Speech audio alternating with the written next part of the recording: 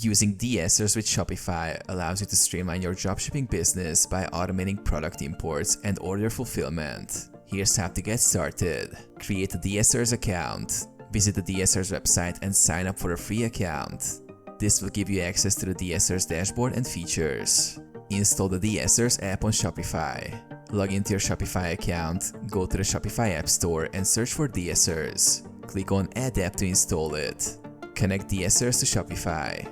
After installation, open the DSers app. Follow the prompts to connect your Shopify store to your DSers account, granting necessary permissions. Import products. Use DSers to find products on AliExpress or other suppliers. You can search for items directly within the app and import them to your Shopify store with a few clicks. Manage orders. When customers place orders in your Shopify store, DSers will automatically sync these orders. You can fulfill them directly from the DSers dashboard, where you can place orders with suppliers.